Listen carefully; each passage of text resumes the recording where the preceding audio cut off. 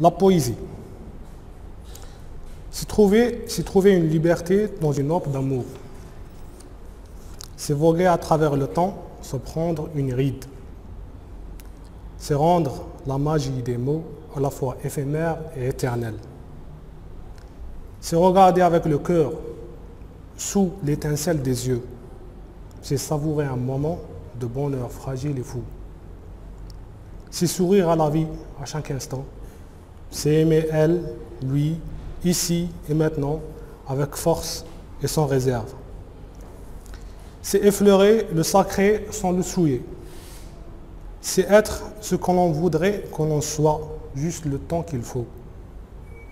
C'est avoir le début de toute chose et le céder à l'autre. C'est se réveiller un matin et se dire « lève-toi ».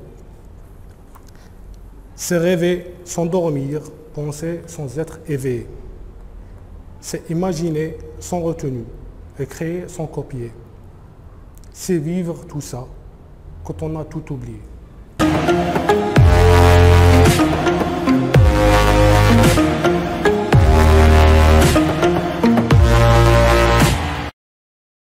Voilà l'extrait, un des extraits de recueil de poèmes soliloques emmurés, écrit par notre auteur Lioum, Jamil Hadj Mohamed, qu'on a l'occasion de rencontrer. On va dire son parcours personnel et littéraire.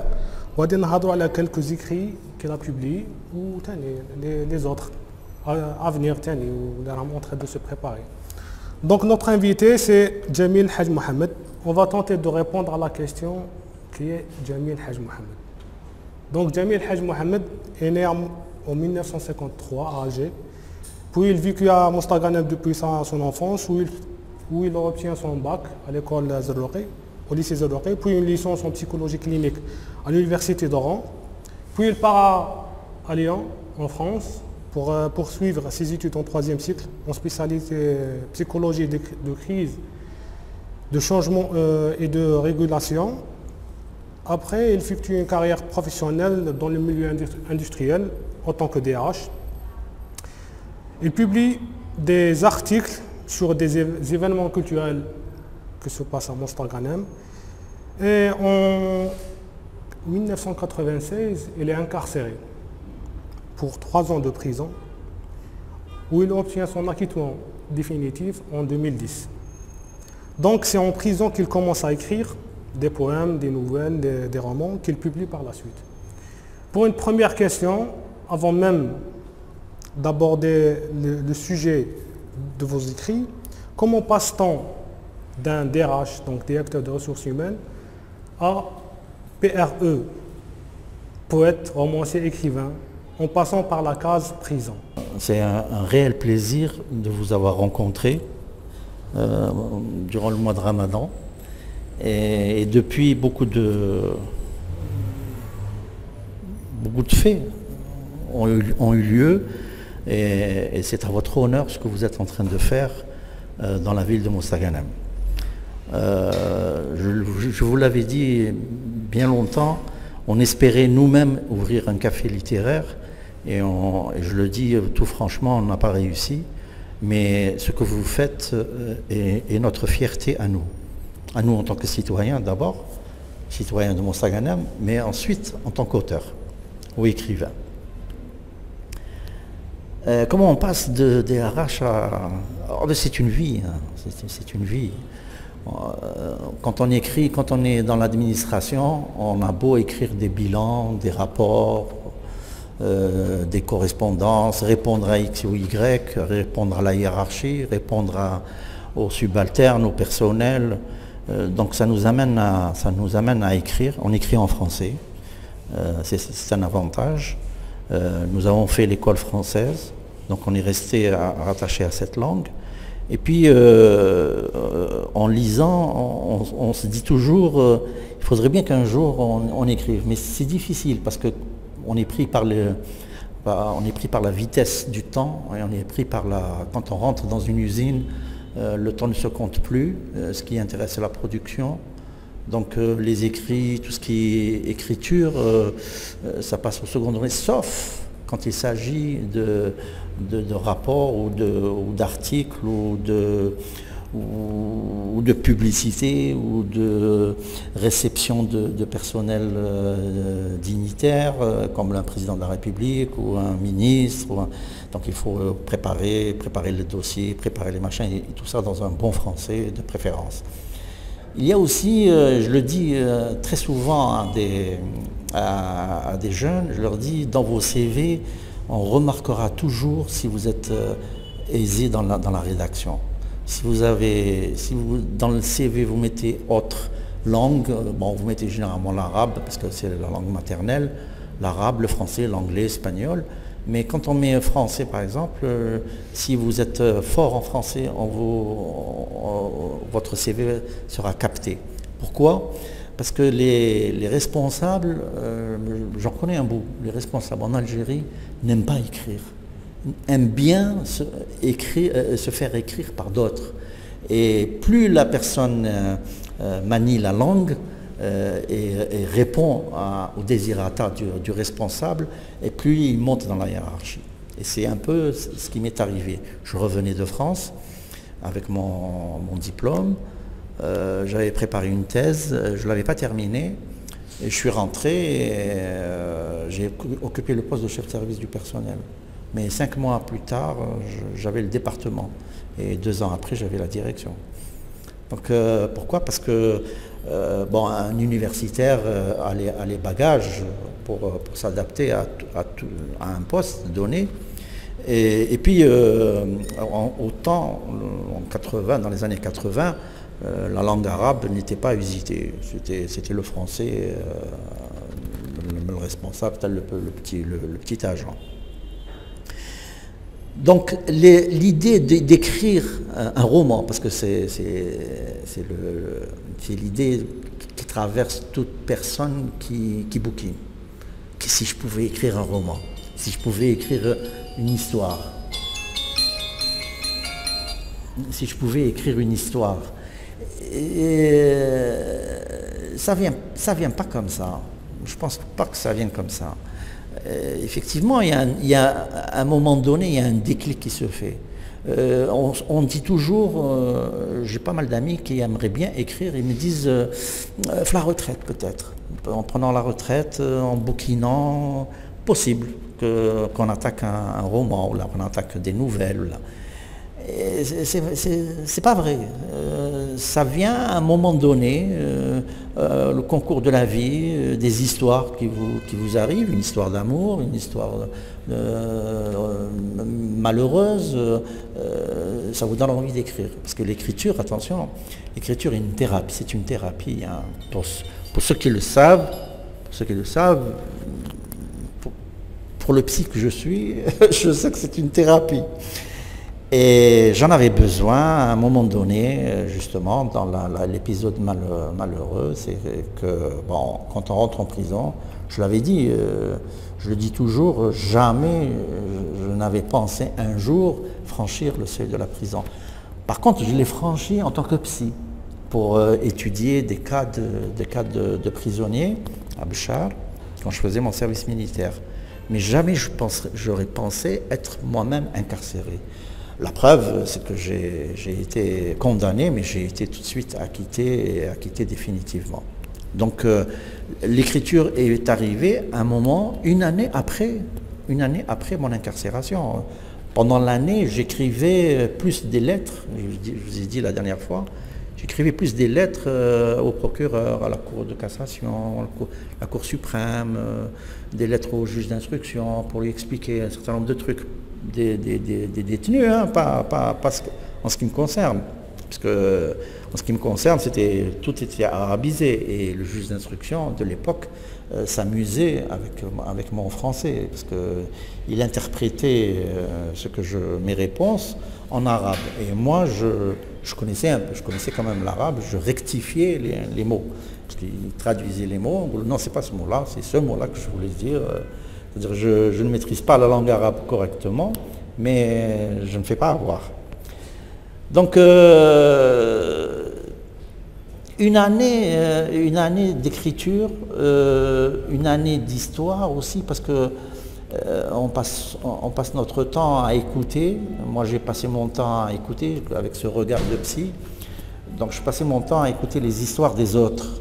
Et ça m'intéressait à un moment donné. Je me disais, c'est des histoires comme qui sont belles, racontées dans un milieu. C'est comme une rose dans un, comment dire, une rose dans un foin pourri. Et la rose est embellie. J'avais cette impression. Je me disais, on est dans un milieu pourri et il y a des belles histoires, de personnes. C'est pas des. Et je me suis dit, pourquoi je n'écrirais pas ces histoires sous forme de poésie. Et j'ai sorti tous les textes de poésie qui se trouvent dans Soliloque emmuré. Ensuite, je me suis dit, il faudrait bien que j'attaque quelque chose de plus long, de nouveau pour moi, raconter ce qui se passe dans la prison, tout simplement. Raconter les gens, comment ils sont venus, qu'est-ce qu'ils font, d'où ils viennent. Je connaissais leurs histoires, donc je pouvais me permettre d'écrire sur eux. Et puis les détenus le savaient. Ils savaient que j'écrivais sur chaque jour, je disais, bon, aujourd'hui c'est ton tour, le lendemain ça c'est ton tour. Et puis le soir, il faut que tu nous dises ce que tu as écrit sur nous. Il n'y a pas de problème. Quand j'avais terminé le bouquin, je l'ai toujours, je ne l'ai jamais édité. Hein. Quand vous allez tous me signer ce document. Parce que si un jour je le publie, mais dis bon, je n'ai pas mis les noms. Et il y avait les gardiens qui me disaient j'apprends à écrire. C'est vrai, à écrire un roman, c'est toute une architecture, un roman. Mais je suis arrivé à écrire 300 pages du monde de la prison de Sidi Othman. J'avais terminé en 3 mois. 2 heures par jour. 2 heures par jour. Et j'ouvre une parenthèse. L'écriture est une thérapie, mais l'écriture est plus dure que la prison. Je me disais, quand on est en face de la page blanche et qu'il n'y a pas d'inspiration, c'est dur, c'est vraiment dur. Je me mettais dans une situation beaucoup plus difficile que la prison. Et quand je terminais mes 10 pages à peu près, j'écrivais à peu près 8 à 10 pages, quand je terminais mes 10 pages, je me sentais bien. J'étais content d'avoir avancé dans mon bouquin, j'étais content pour la journée. Il m'arrivait des fois où j'avais l'inspiration d'écrire jusqu'à une vingtaine de pages d'affilée. Et bien, je m'offrais une journée de congé. En prison, je m'offrais. Je suis libre.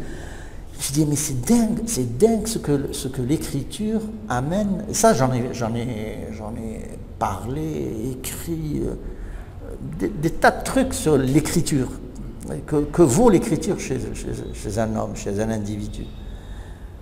Donc, j'avais à terminer avec l'ouvrage. Je ne lui avais pas donné de titre. Le seul titre qui était venu à mon esprit, c'était Aïe. Aïe de douleur. C'était le seul truc qui me venait à l'esprit. Je n'ai même pas passé à la frappe, pour vous dire. Et après, je suis resté avec 15 jours avec. Je m'ennuyais. Je me disais, c'est pas normal. Tu as écrit un truc de 300 pages, tu peux bien écrire un roman. Tu as des histoires, il y avait de belles histoires aussi. Je me suis dit, oui, pourquoi pas. J'ai attaqué l'aube du pardon. Il s'appelait au départ La nuit du pardon. Mais comme ce titre a été déjà pris par quelqu'un, donc j'ai changé, j'ai mis l'aube du pardon. C'est celui-là que je vais te le passer pour... Donc, je suis parti d'une histoire vraie, effectivement. Ça, c'était un roman. Je voulais écrire le roman. Donc, j'ai dit aux détenus, je leur ai dit, bon, j'attaque un roman, histoire... m'écoute, Barra, c'est pas vrai, le gars était en face de moi. J'avais demandé l'autorisation aussi. À partir du moment où tu ne mets pas mon nom, tu mets pas truc, personne ne le sait. Il m'avait donné un petit secret, il m'avait révélé un secret. un secret qu'il avait gardé. C'était quelqu'un qui avait, j'avais raconté la dernière fois, c'est quelqu'un qui avait 22 ans, qui a été condamné à 12 ans de prison pour détention de stupéfiants, KIF, où il venait des frontières marnières. Et il me raconte une histoire à minuit, vers minuit, sur un adultère qui a été commis par sa maman. Et il avait surpris sa maman avec son amant. Et il est allé raconter ça à son père. Et son père a divorcé sa mère. Et il n'a pas laissé la maman prendre l'enfant. C'est lui qui a pris la garde de l'enfant. Et comme il a été emprisonné 10 ans plus tard, ou 12 ans plus tard, le père s'amusait à suivre son gosse de prison en prison. Parce que de Marnia, il était passé à Temouchen, de Temouchen il est passé à Belabès, de Belabès il est passé à Moussaganem, et la route continue. Donc je suis parti de cette histoire pour démontrer un truc. Moi je voulais démontrer à l'époque, nous sommes en 97, 98, je voulais démontrer que le terrorisme ne vient pas comme ça. Le terrorisme naît à partir d'une enfance malmenée. Et j'avais trouvé une histoire entre ce petit garçon, Ta'kif, Trabendo, truc, avec l'histoire de quelqu'un qui n'a pas connu son père. Donc, Hada, qui a connu sa mère, mais qui a renié sa mère pour la femme à son père, qu'il adore. D'ailleurs, la femme à son père venait le voir en prison, et c'est comme si elle venait voir son fils. Hein. Il y avait un attachement avec sa maman, avec sa deuxième maman, incroyable. Et l'histoire du garçon qui, lui, n'a pas connu son père. Et qui a tout fait pour être quelqu'un de brillant. Mais comme à l'époque, il y avait le fils, quand le terrorisme commençait à naître, tout ça, je ne raconte pas toute l'histoire, il a eu des démêlés avec la justice.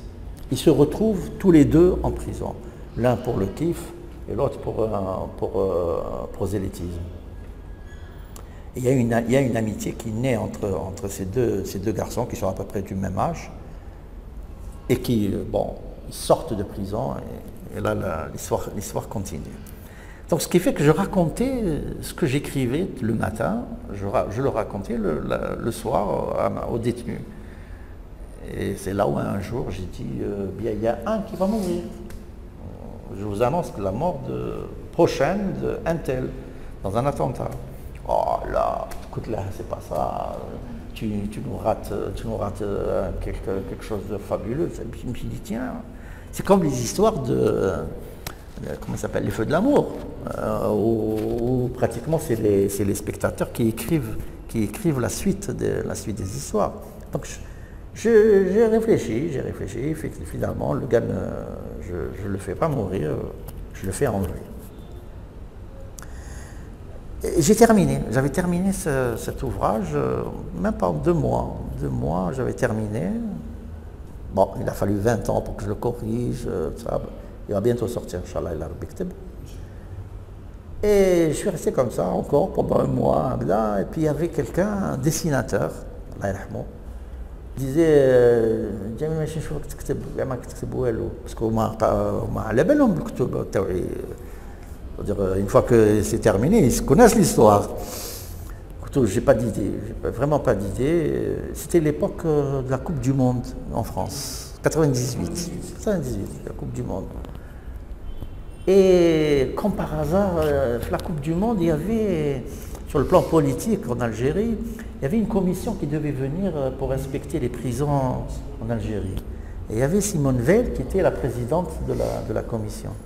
Et Sidi Othmane ici à Moussaganem était parmi les prisons qui étaient prévues à être visitées. Parce que Simone Veil, quelqu'un vous me donnez la liste de vos prisons et au pif, je choisirai celle que je visiterai. Je ne le savais pas à l'époque, je l'ai su à sa mort, que Simone Veil était dans son premier emploi, elle était inspectrice des prisons en France.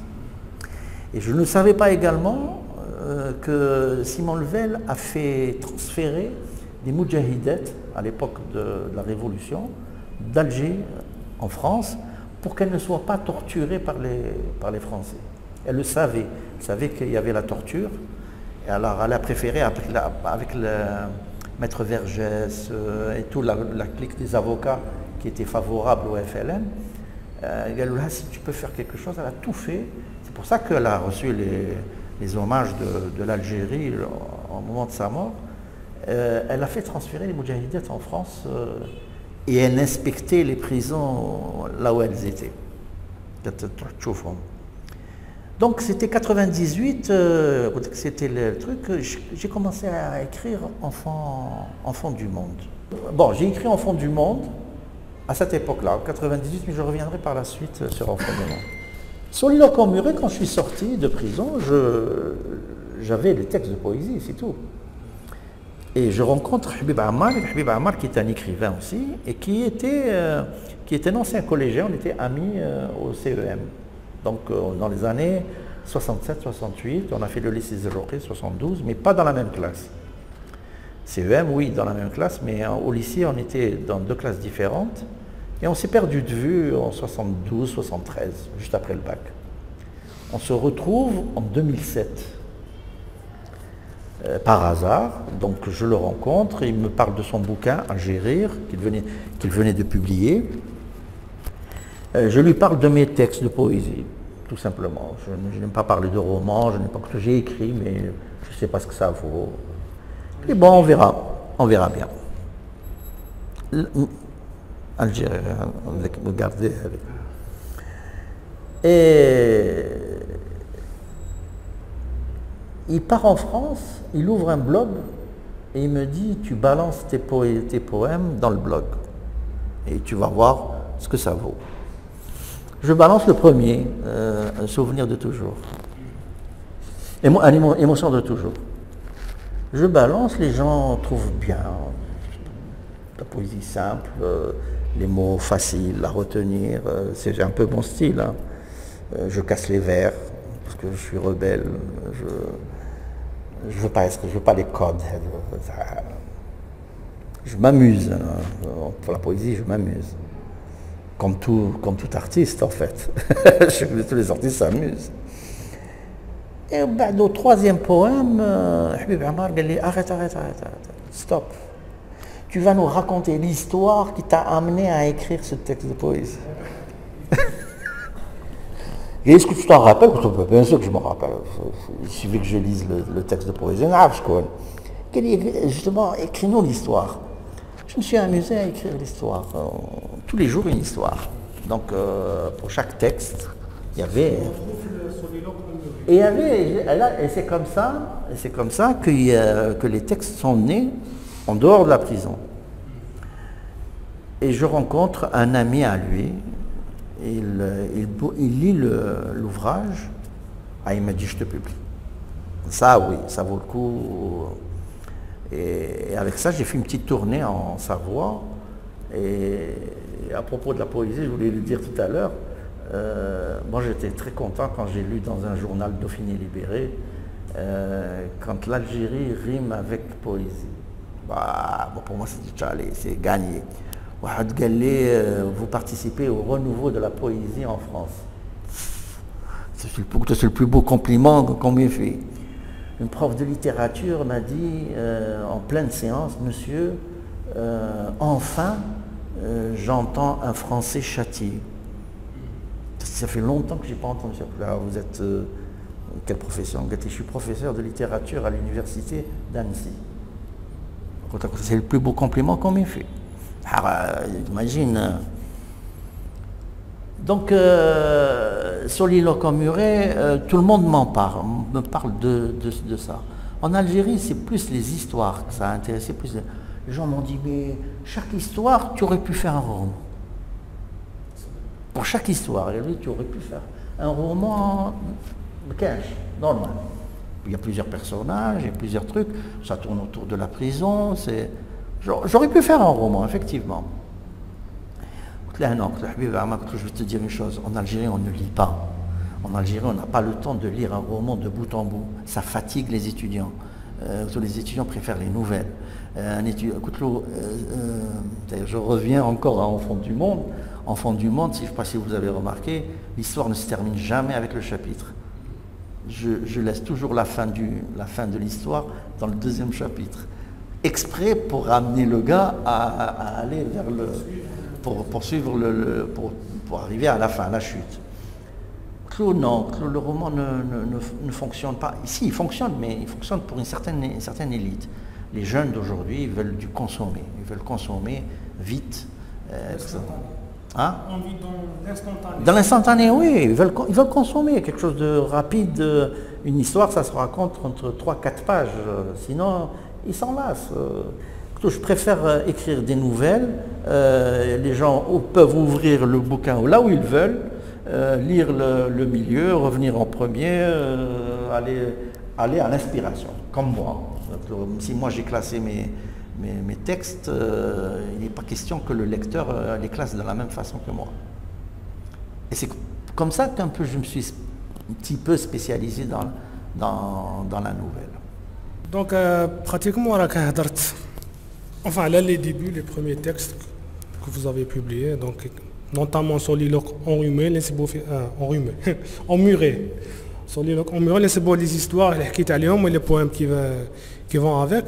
Ben, je vais aborder les autres livres, les autres recueils que vous avez publiés. Donc notamment Anna, Soliloque emmuré, publié en 2009 chez les éditions Les Loups en laissé. On laisse, les loups on laisse. Les loups on laisse. Les loups. C'était à la petite édition. Ensuite, je l'ai réédité à compte d'auteur dans une imprimerie. Autre talent. Ok. Après, il y a mes éclats égériens. Ah, mes éclats égériens. Je vais aborder tous les ouvrages. Après, on a quelques-uns. Donc mes éclats égériens, c'est un recueil de poèmes publié en 2015 chez les éditions et des livres. On a Enfants du Monde ou la clé que vous avez cité, c'est un recueil de nouvelles qui a obtenu le deuxième prix de la nouvelle à Alger en 2006, publié en juin 2017 chez les éditions Autres Talents. On a Mostaganem Croquet, ça c'est en collaboration avec Hachmi Amr, c'est bien ça? Non, avec Hamid Nefsaoui. Non, on a Mostaganem Croquet par les moments. Là, Hachmi Amr n'a pas participé dans ce document, dans cet ouvrage, justement parce que Hachmi Amr a fait les dessins sur Mostaganem. Et il m'avait proposé de faire la légende poétique. Et j'avais fait la légende poétique, on a voulu en faire un beau livre, c'est-à-dire avec les dessins et ma légende poétique. Mais c'est un projet qui a traîné dans le temps. Lui a commencé à vendre ses dessins, il les a vendus, moi je les ai ces dessins, mais lui il les a vendus, ses dessins, une partie a été vendue, et au niveau de la wilaya, au ministère de la Culture, tout ça, il n'était pas tellement chaud pour éditer ce beau livre. Moi on voulait en faire un beau livre. À un moment donné je lui ai dit, écoute, je m'excuse, mais moi je peux pas éditer ce bouquin, parce que les dessins ça coûte très très cher, pour éditer un bel ouvrage. Moi, je vais reprendre toute ma légende poétique, je vais en faire un ouvrage, Mostaganem, croqué par le mot, pour participer à la journée du manuscrit. Il représentait l'Algérie. Mostaganem, croqué par le mot, représentait l'Algérie pour la partie poésie. Et l'Algérocain représentait le Maroc pour la partie poésie aussi, parce qu'il y a une partie écrite par moi et l'autre par Hamid Nefsaoui. Donc Anna, c'est par... enfin, une fois, j'ai croisé une publication, je pense, ou là, sur un site, ce titre, Mostaganem, croqué par le mot. C'est ça qui m'a, on va dire, m'a donné envie de vous connaître, parce que par la suite, je vous ai envoyé une invitation sur Facebook. Après, on m'a donné pendant plus d'une année, je pense. C'est récemment, ça fait quelques mois depuis... le moment où après on a évoqué les rencontres et tout. Mais c'est par ce titre que je vous ai découvert, et parce que ça parle de Mostaganem, mais je suis intrigué par tout ouvrage qui parle de Mostaganem, que ce soit en littérature ou là, dans les arts en général. Donc par la suite, vous avez publié les Algérocains, coécrit avec Ahmed Nefsaoui. C'est un recueil de poèmes. Ahmed Nefsaoui, c'est un poète. C'est un poète. C'est ça. Marocain, publié en octobre 2018 chez les éditions du Net. Puis on a un arc-en-ciel sur la Méditerranée. La dernière fois. C'est un recueil de poèmes aussi, édité en 2019, août 2019 chez les éditions du Net. Par la suite, on a Le Cri étouffé, toujours un recueil de poèmes, édité en août 2019 chez les éditions du Net. Après, on a Mes amours détenus, recueil de nouvelles, publié en 2021 chez les éditions et des livres. Et Les yeux des Jdid, ça fait quelques jours, il est publié le 8 août, c'est ça, le 8 août, ouais. Donc, Quel mot, une histoire d'amour tumultueuse, recueil de poèmes, publié en 2022, donc en août 2022, chez les éditions du Net.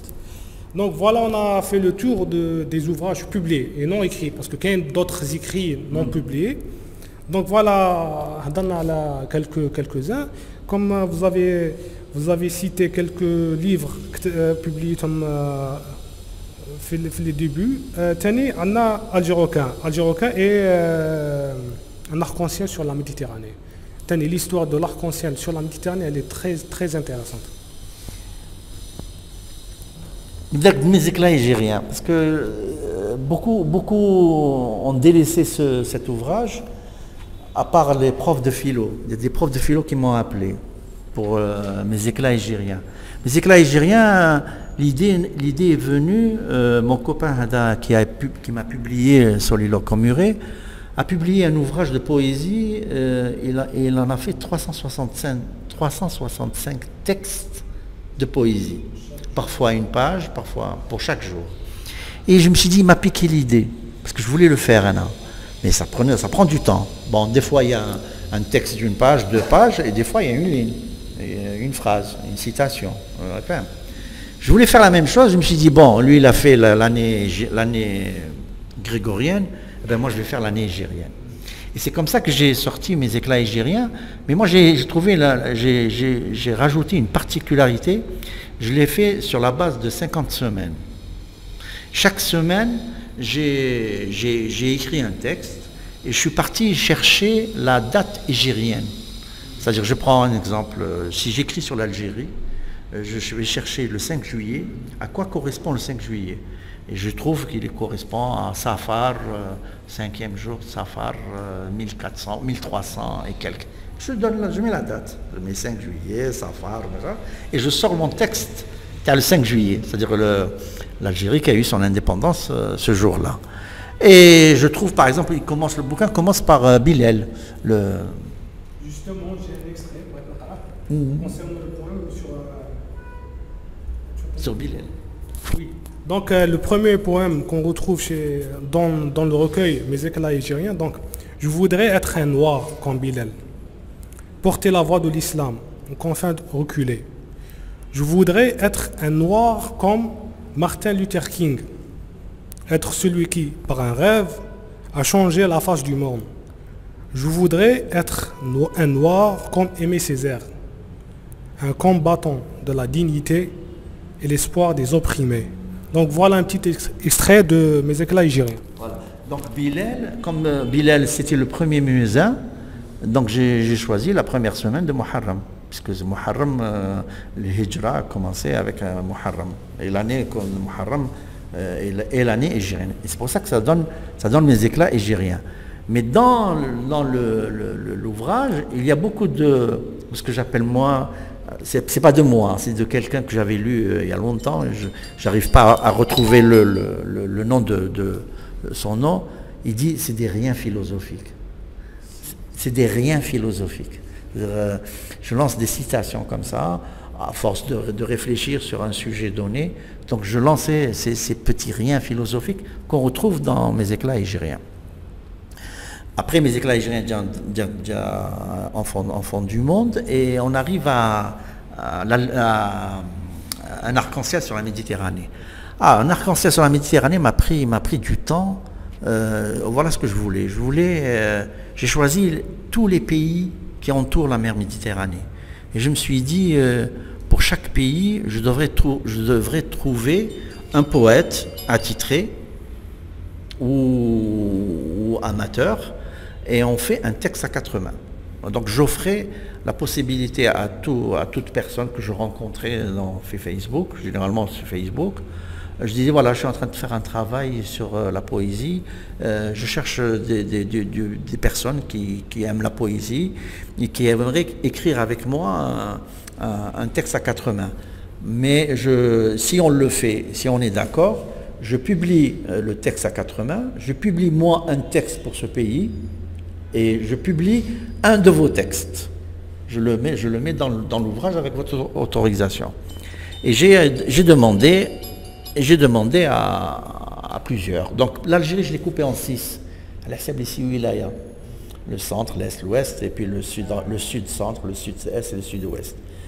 Et j'ai pris des auteurs attitrés, c'est-à-dire, sauf un, c'était un agent de sécurité qui n'a jamais fait de poésie. Qui dit, écris-moi ce que tu veux, mets ton texte, plein de fautes. Moi, je le corrige et je le sors. Et on l'a sorti, un texte que j'aime beaucoup. Au Maroc, j'ai rencontré des gens fabuleux au Maroc. Beaucoup de jeunes, des étudiants, un médecin, un commercial. Pas Ahmed Nefsaoui, je ne le connaissais pas à l'époque. Et on a fait des textes à 4 mains, mais sublimes. Pour moi, c'était des poètes qui étaient bien mieux placés que moi, hein, c'est-à-dire top. Bon, après, c'est facile. La Tunisie, j'ai trouvé un Tunisien. La Libye, j'ai pas trouvé, mais j'ai trouvé un journaliste qui a été tué et qui avait laissé une petite histoire.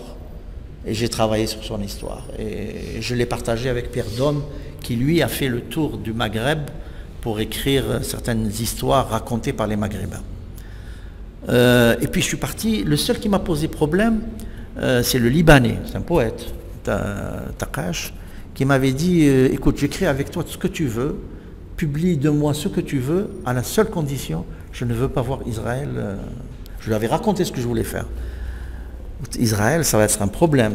Et je voulais que le Libanais s'y soit aussi. Finalement, j'ai trouvé. Habib Ammar m'a aidé. Il avait reçu d'un ami palestinien une œuvre d'art. Et cette œuvre d'art, en sortant d'Israël, pour embêter les Arabes, ils avaient mis le ticket de douane autorisé, écrit en hébreu, sur la peinture, pour dénaturer la peinture. Quand Habib Ammar a reçu le tableau, parce qu'il ne pouvait pas l'enlever, tu enlèves la peinture de terre. En bas, il a eu l'idée, il a dit non, j'ai dit je le laisse. Je laisse le ticket aller pour montrer comment les Israéliens veulent s'attaquer à l'art palestinien. Et moi, j'en ai fait un texte sur cette peinture. Elle n'est pas sur la couverture parce que vous pensez bien, les éditions du Net, c'est des Juifs. Et ils ont vu l'étiquette écrite en hébreu. Donc ils n'ont pas voulu me publier la photo. La résolution, je connais le truc. Moi, la photo, les DVD. Si j'arrive à le faire publier un jour, sur la couverture. Donc le Palestinien était représenté par ce texte et cette peinture. Et j'avais trouvé un Palestinien qui vit en Israël. Je lui ai dit, alors toi tu vas représenter la Palestine non libérée et l'autre représente la Palestine libérée. Et comme ça j'ai eu Taqash à l'aise. J'ai eu des difficultés pour trouver, par exemple pour l'Albanie. L'Albanie, j'ai écrit à l'ambassade, j'ai écrit au consulat, j'ai écrit à des personnes qui habitent l'endroit. Et finalement,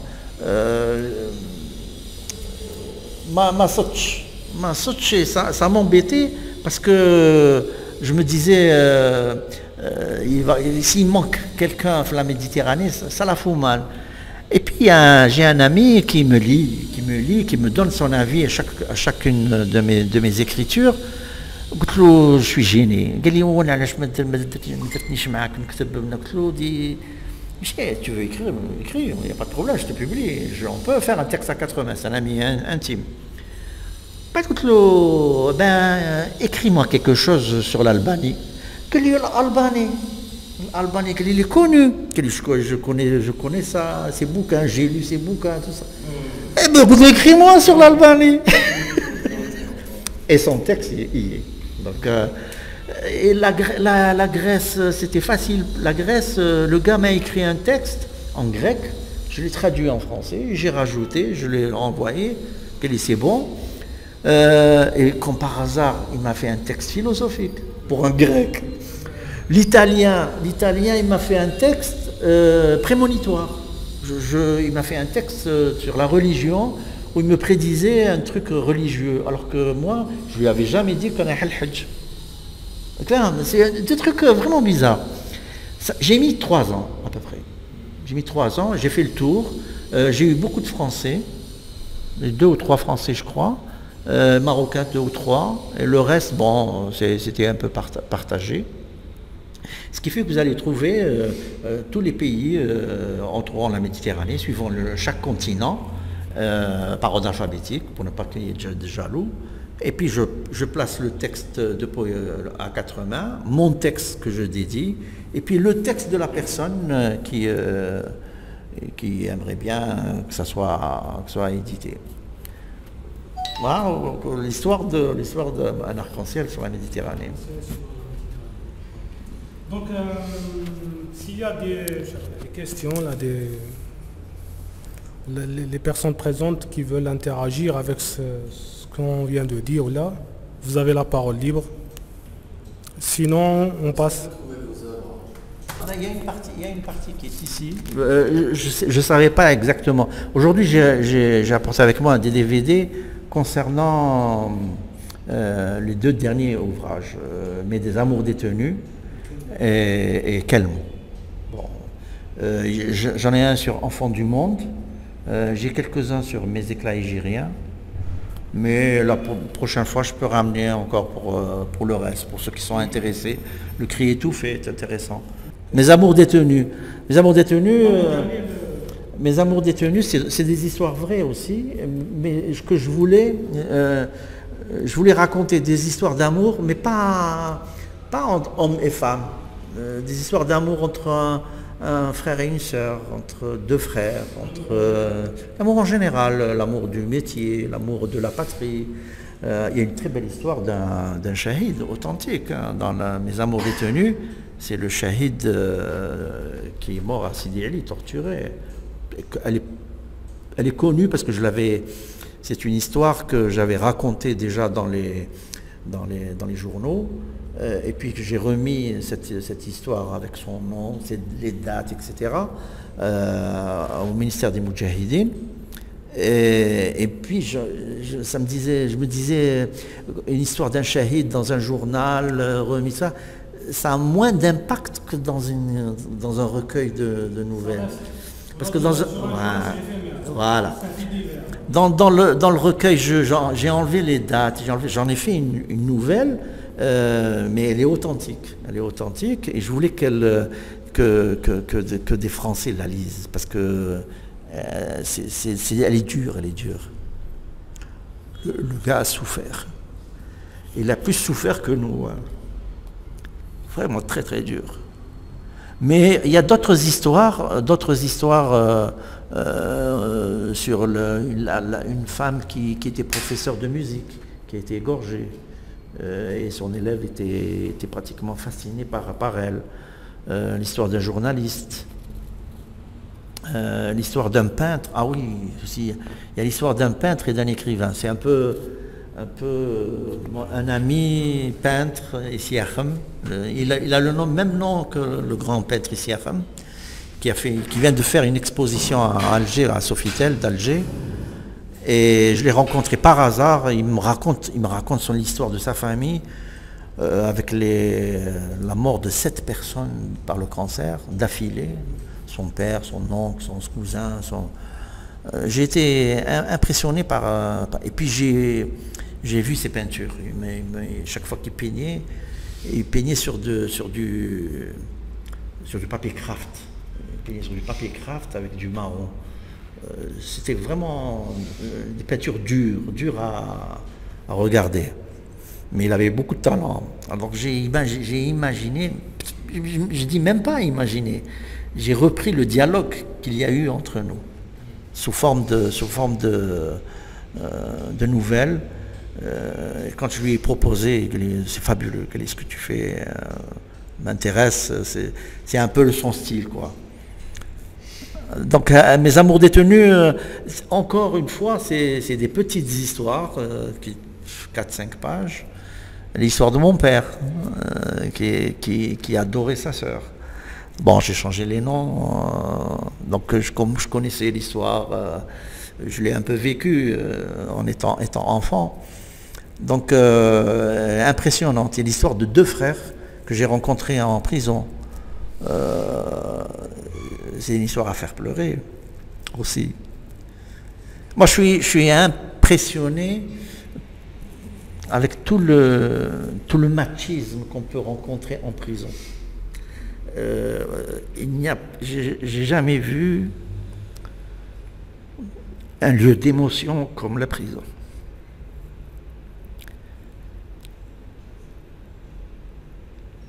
La parole se libère dans les moments difficiles. C'est dans les milieux difficiles qu'on arrive à trouver la parole. Et ce qui m'intéresse, moi, dans l'écriture, c'est justement cette parole que je cherche. Si quelqu'un lit mes ouvrages et qu'il ne ressent rien, pour moi, c'est raté. L'écriture est ratée. Voilà ce que... Et c'est un peu ce qu'on retrouve dans le dialogue de Sow. Voilà. Quel mot? C'est autre chose. Oui. Est-ce que...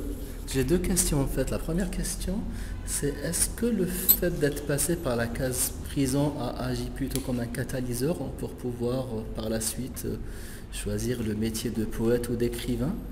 Et la deuxième question, c'est par rapport à votre formation, psychologie clinique. Est-ce que le fait d'avoir fait psycho a tendance à vous libérer parfois, à libérer le talent d'écrivain ou à agir plutôt comme une sorte d'obstacle pour pouvoir éventuellement décrire certains aspects dans vos œuvres? On est beaucoup plus à l'aise. C'est-à-dire, en moi, il y a je dirais, il y a 2 côtés, 2 facettes. Il y a la facette de quelqu'un qui essaie d'être scientifique, parce que la psychologie, c'est quand même une science. Donc, nous avons la technique d'observation, nous avons la technique d'analyse, on intellectualise énormément. Et puis, il y a la facette personnelle, artistique. Celle-là, on l'a ou on ne l'a pas. C'est quelque chose, me semble, c'est inné. On peut parler de poésie, de code, le code du langage, le respect de la syntaxe, et machin et tout ça. Mais le côté artistique, on l'a ou on ne l'a pas. C'est comme ça, moi j'estime que c'est comme ça. Comment on arrive à ça? La prison, c'est pas un cas, c'est une circonstance de la vie qui a fait que on a du temps, il faut le meubler, on a des lectures, et puis à un moment donné, on se dit pourquoi pas moi? C'est un peu l'histoire d'Albertine Sarrazin que je raconte. Il va en parler tout à l'heure. Quand on a la chance de se lancer dans l'écriture, chacun a une particularité. Mon côté, bon, parce que j'ai fait psy, mais en fait, j'ai fait psy dans mes études, mais j'ai plus occupé un poste d'industriel. Je suis passé par le papier, par le lait, par le chlore, les industries chimiques. On a besoin de psycho. Hein. Comme je disais au départ, quand j'ai commencé à travailler, j'avais 1200 personnes sur ma coupe, j'étais chef du personnel. On me disait, psycho, les fous, tu va chez les fous, les fous sont ici. Ils ne sont pas si charmés. 1200 personnes, dingue. Ils venaient tous de bord. Mostaganem est connu pour la drogue, pour le kiff, pour le chicha et tout ça. Alors, la Sonic, avec toute la panoplie. Moi, je revenais de France avec mes idées, carf, intellectuelles. Pour nous, c'était... C'est là où on se fait les armes. On se fait les armes. Donc, la psycho, on en avait besoin. Bon, c'est vrai qu'on a besoin de droits, un peu de sociaux, un peu de ceci. On a fait dans le cursus universitaire, on étudie un petit peu tout ça, sauf le droit. On ne faisait pas droit. Donc j'étais obligé de me recycler pour occuper ce poste-là. Et la psycho m'a servi dans les entretiens. Parce que je peux me targuer maintenant que je suis en retraite. Je recevais du personnel qui venait me cache exploser.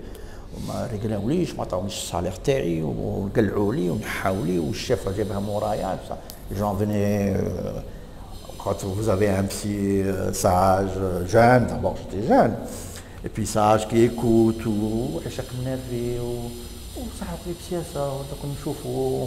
vais voir, je vais consulter un jdid. Et le gars sort c'est parce qu'ils n'ont jamais eu la possibilité d'avoir un responsable qui les écoute, tout simplement.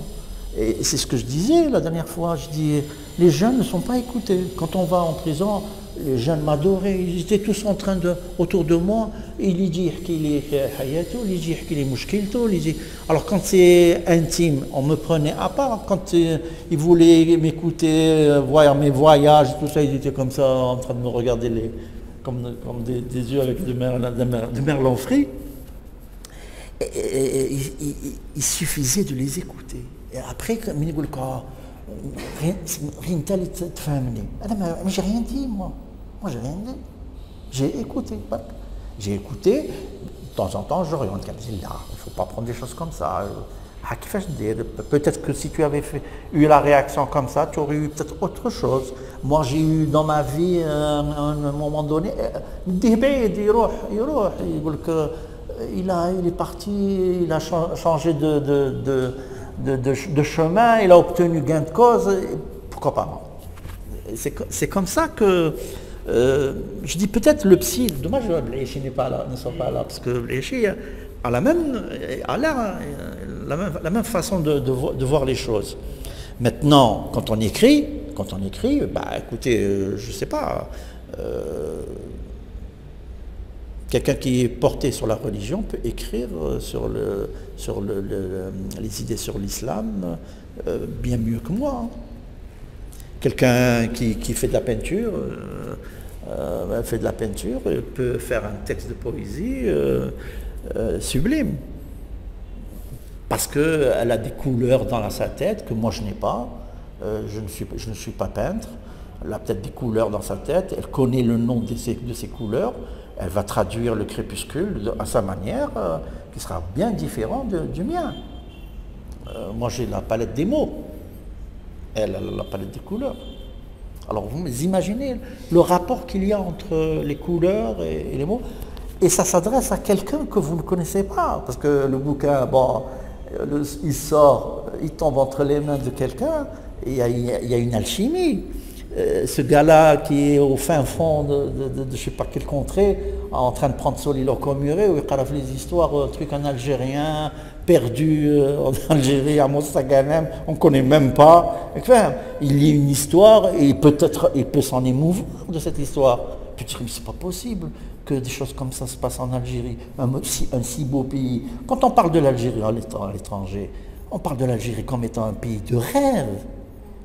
On pense pas à un pays de misère. Le drame est là. Moi, quand je suis parti en France et que j'expliquais les gens étaient comme ça, en train de me regarder, comme si je racontais, mais vous avez un pays magnifique, monsieur. Oui, bien sûr qu'il est magnifique, bien sûr qu'il est magnifique. Mais il y a des hommes et des femmes, et qui souffrent à leur manière. Et leur souffrance est autant que la vôtre. Et les gens aiment écouter cette souffrance. Quand je parle généralement en France, les questions tournent autour de l'Algérie, de la femme, de la démocratie et de l'islam. Alors, les 4 questions qu'on vous pose. La femme, je ne posais pas de questions, je ne répondais pas. Donc si vous voulez que je parle de la femme, ma femme est derrière. Tout simplement. C'est direct. Et puis,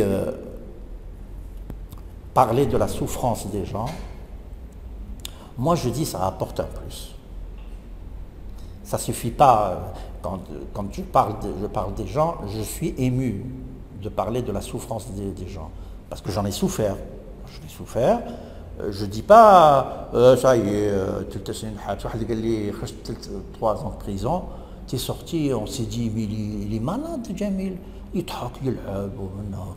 ça va pas. Il m'avait dit qu'on tu te rends compte que c'est ce qu'ils veulent. C'est ce qu'ils veulent. Ils aimeraient bien mais moi je ne veux pas. Au contraire, je veux les poursuivre jusqu'au bout. Et je ne veux pas que ça arrive à mes enfants d'abord, mais à mes frères, à mes voisins, mes concitoyens. Je ne veux pas que ça arrive, ce qu'on nous a fait. Parce que ce qu'on nous a fait, c'était une hogara, tout simplement. La preuve, il a remplacé. Et lui, il a pour 10 ans. Voilà. D'accord.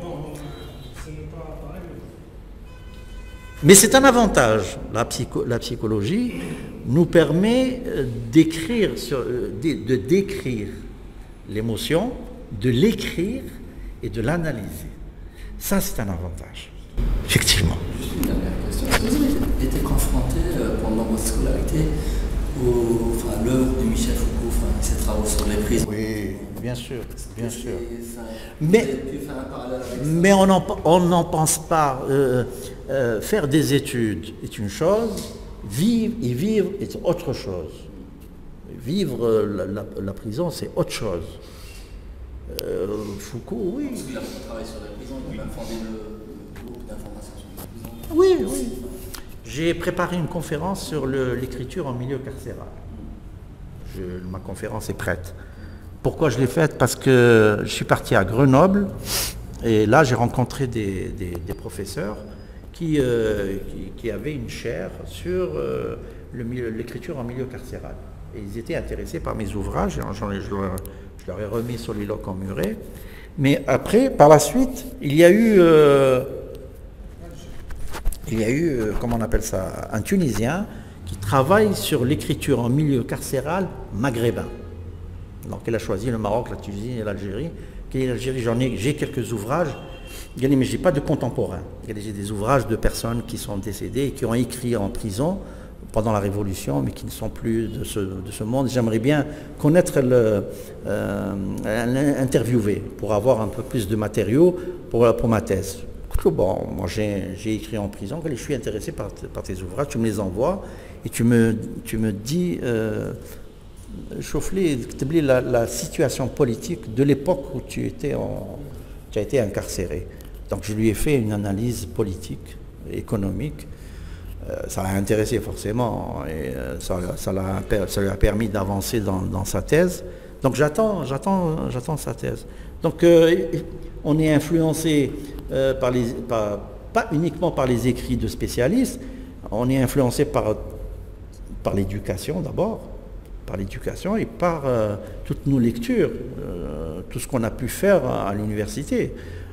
Forcément, quand vous avez affaire à un gardien qui est autoritaire, qui se prend pour un pharaon, vous avez intérêt à faire le psy, hein si vous voulez vous en sortir. Il faut pas.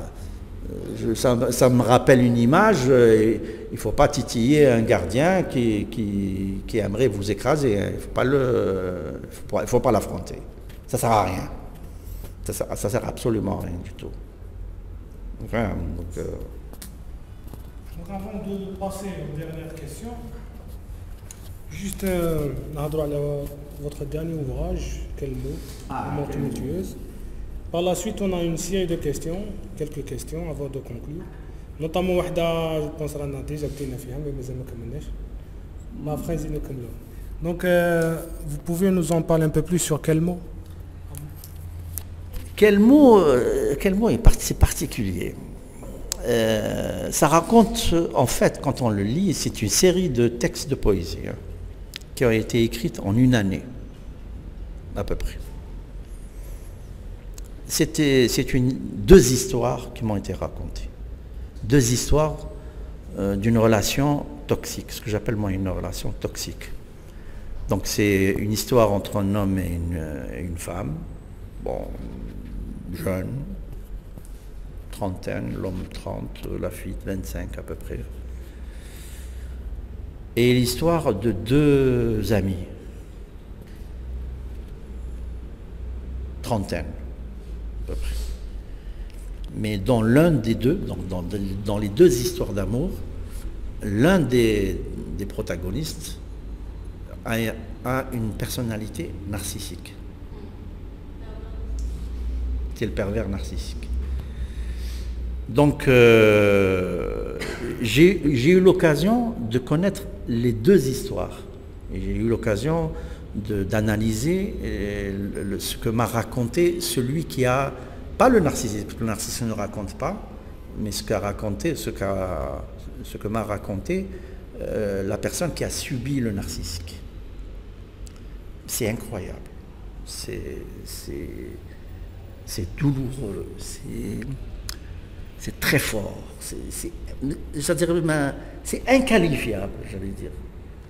La relation toxique qu'il y a entre un pervers narcissique et une personnalité généralement empathique.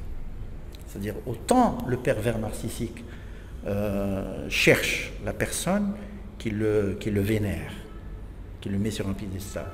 D'accord ? Autant l'empathique est là pour alimenter le pervers narcissique à n'en plus finir. Il le détruit. Le pervers narcissique détruit l'empathique. Il faut qu'il soit super empathique pour qu'il puisse arriver au bout du narcissique. C'est très très rare. Alors, vous imaginez l'histoire tumultueuse. C'est pour ça que je dis, c'est une histoire d'amour tumultueuse.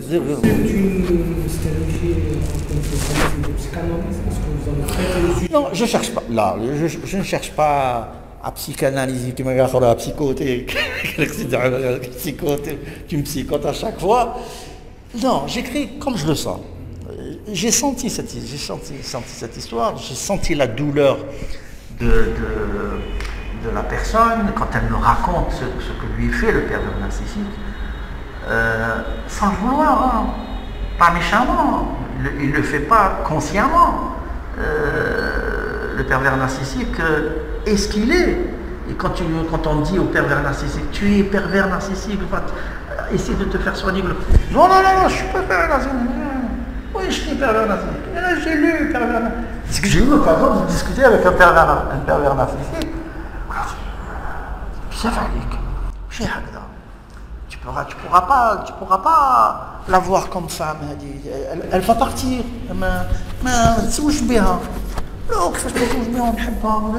C'est vrai, il est amoureux, mais il est amoureux et il l'a détruit.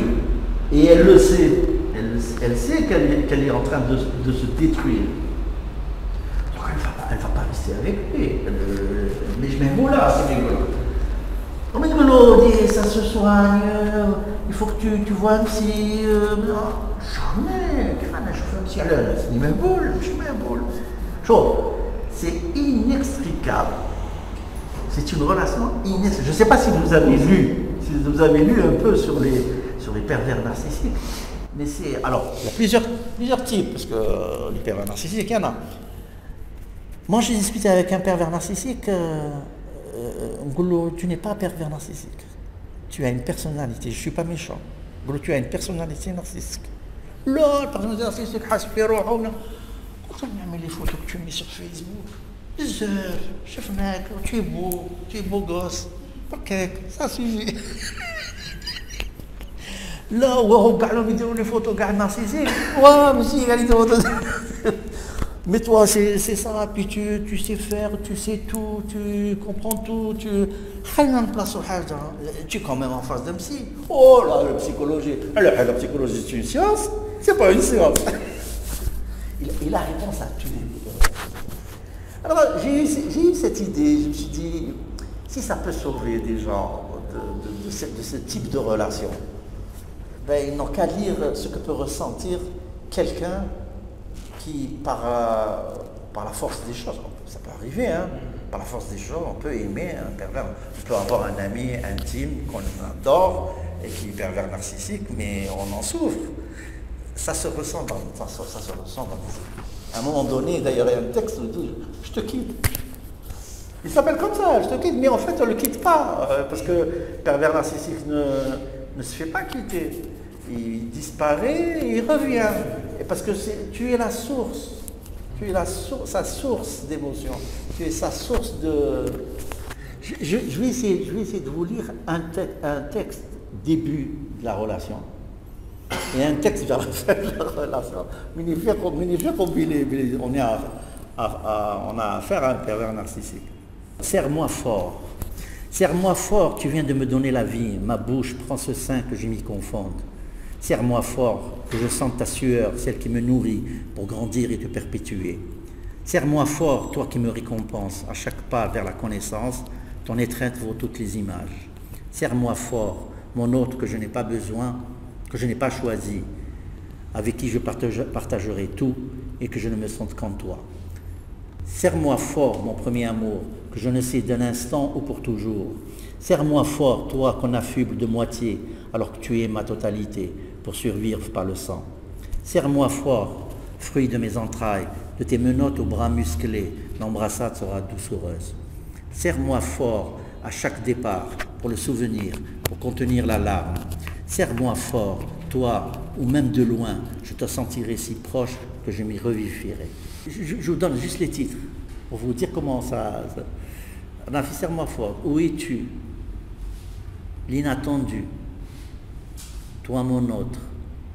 Au fur et à mesure de l'avancement de la relation... Ma lumière. C'est plusieurs étapes. Avec toi. Toi en moi.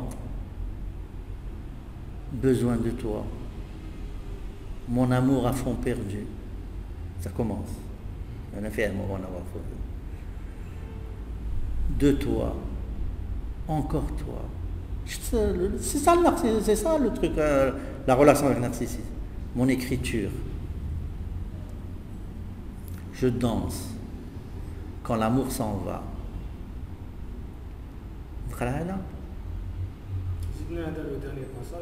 Quand l'amour s'en va, encore aimé, aucun je te quitte.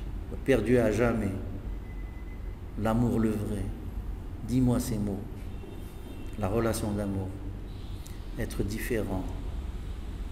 Moi. J'ai cherché l'amour. Ma résilience. Ah, on a comme ma résilience. Voilà.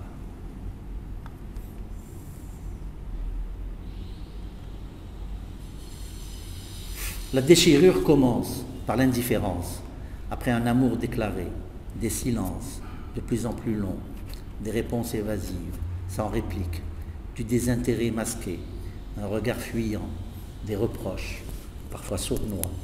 Il y a si peu de temps, être le centre du monde, et puis se sentir dérivé, comme l'écume formée par un clapotis, pour échouer sur la rive, esselé, évanescent, un cri étouffé, ne sachant quoi penser, ni comment se fait-il, pouvoir accepter d'être manipulé par la perfidie et le mensonge. Comment faire de tout ça une force? Où est la résilience? Stopper la déchirure. et se recentrer pour revivre, se reconquérir, fibre par fibre, se réveiller, se lever et suivre sa route. Comment quelqu'un peut-il vous détruire par sa folie, de vous étreindre juste pour ses besoins? Pas terminé.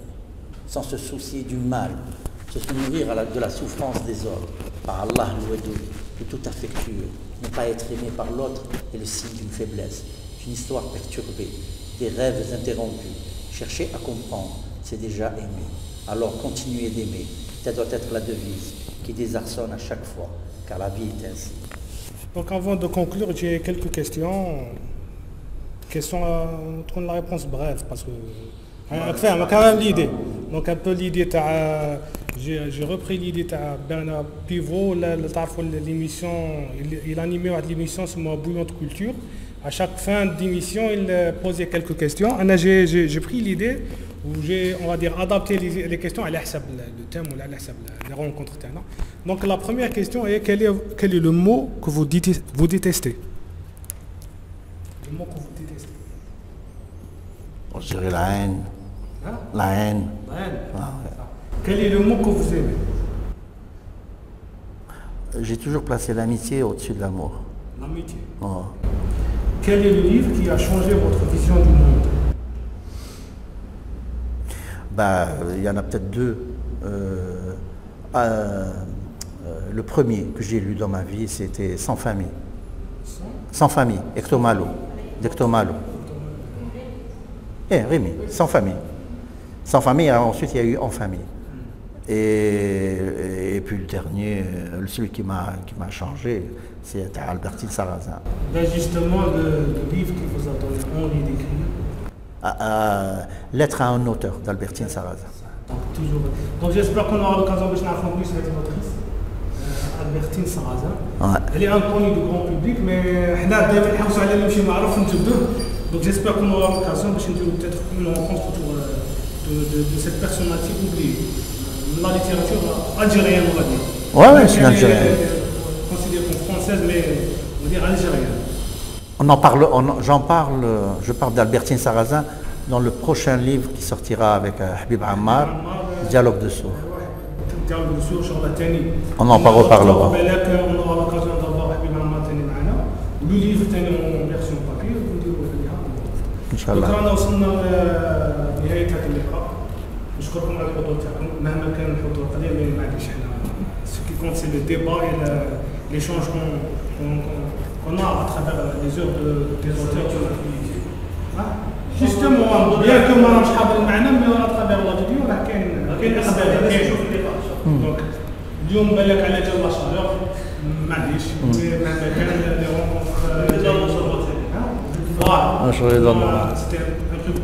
Je remercie M.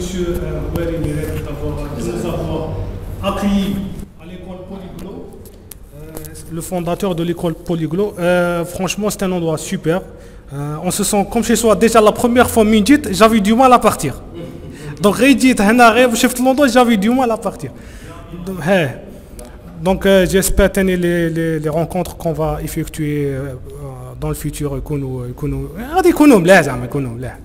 Donc, juste pour préciser, la semaine prochaine, mais quand une rencontre, la semaine le 27 août, on aura l'occasion d'accueillir Massinissa Blali, c'est un écrivain algérien, il est en arabe. Donc, le dernier ouvrage, Qartas al-Romi. Il a écrit deux livres. Le deuxième, c'est Qartas al-Romi, a précisé que Massinissa est un artiste peintre à la base. On va dire parmi ses compétences, l'écriture, il a plusieurs prix, donc on aura l'occasion de parler de tout ça la prochaine fois, Inch'Allah. Merci encore une fois. Salam alaikum.